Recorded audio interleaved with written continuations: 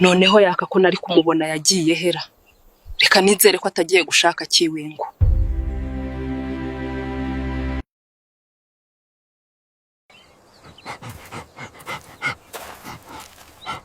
Wiriwute Semensie wa Rugwe. Niriwe neza. Nari nagize ngo wasubiye gusoma kuri za Kiwingu. Oya Kiwingu warayimbugije nago nayisomaho kabisa. Nari nasinziriye. Banza nzanira abana banjye mbanze mbonze.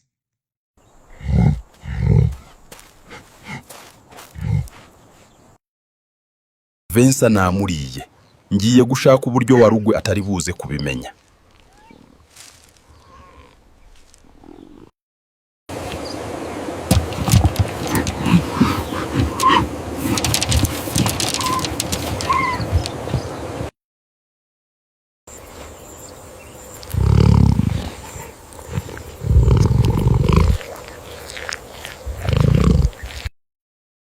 Uyu musubizeyo ndabona yahaze. Genda uzane na Didiye muhibere.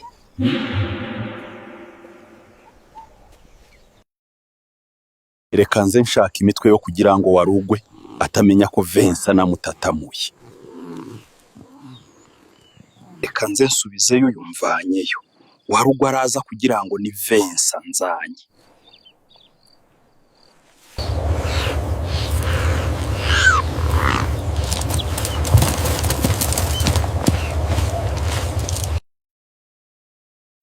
Yaba baba. Abana banjye ndabona bamaze gukora byibuhasiyo kabisa. Erega ngiyewe ndakaze.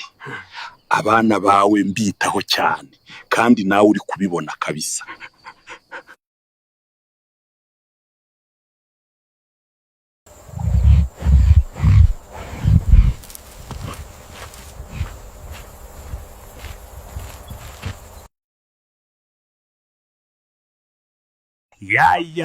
Ya.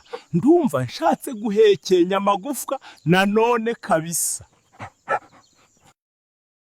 Uyu munsi none hiri gufwa ndaza kujya kurihekenyera kure kugira ngo ritaza kwiyica Didiye na Pazo.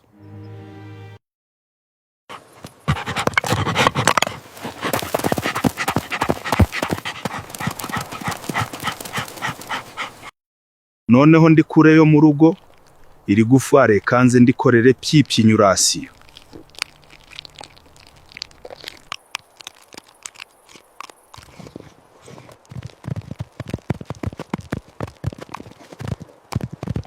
Baba. Buriya ririya gufwa rigiye gupyipyinyura abana ba wa Rugwe. Reka niruke nditange mu rugo.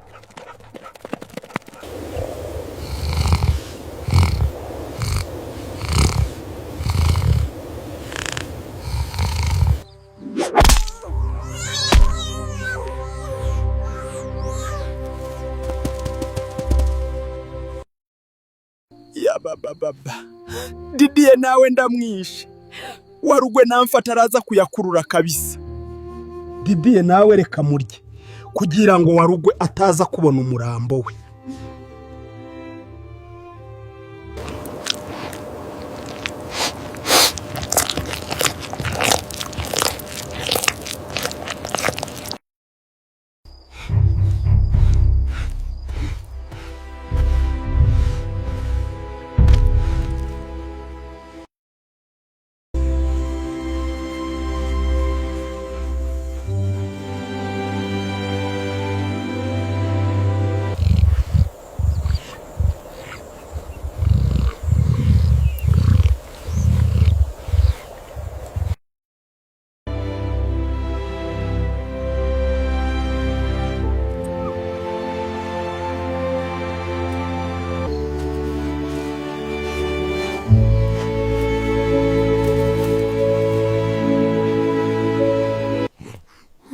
Vincent na Didiye narabariye.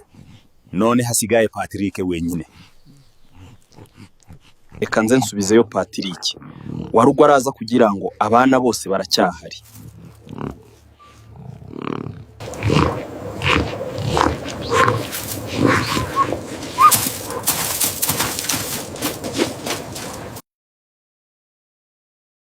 Patrick niwe wenyine usigaye.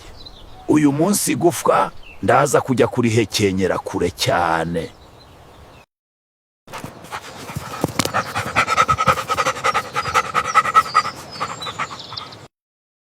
uyu munsi ngomba gukora ibishoboka byose kugira ngo igufwa ritaza kwica Patrick. iri gufwa ngiye kurihekenyera mu mwobo kugira ngo ritaza kunshika kabisa.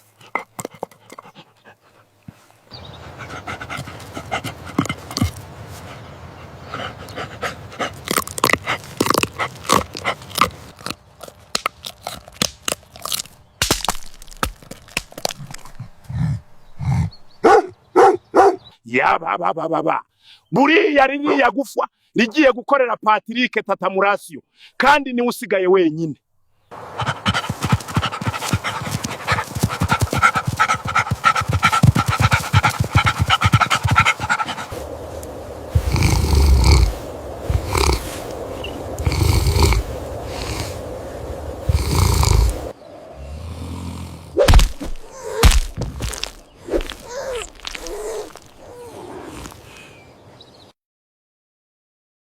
Yababababa na Patrick wari usigaye ndamwishe, warugwe namfata araza kunyisa birumvikana.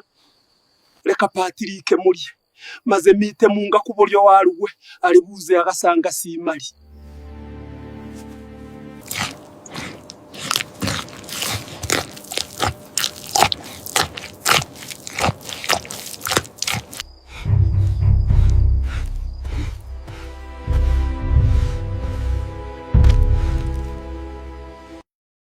Yababababa yakamwana yandiriye abana kandi nari naramugiriye neza. Reka nze njye kumushaka, nimufata ndahita mupyipyinyura dire gite.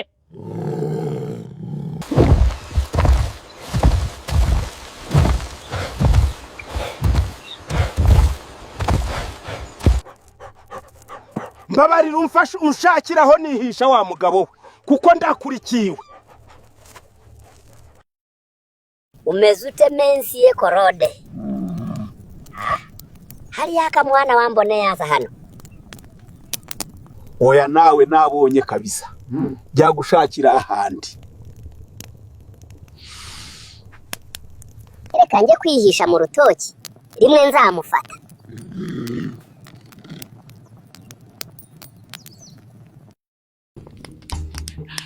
Urabe wumva mutima muke wo mu rutiba sha. Reka nze nihishe hano, yakakunda Kiwingu mukanya araza kwizana niyumva Oderi. Yababababa ndikumva Oderi ya Kiwingu kandi hashize igihe kinini nasoma kuri Kiwingu. Reka njye gushaka Kiwingu kabisa, n'ubundi warugwe buriya yagiye.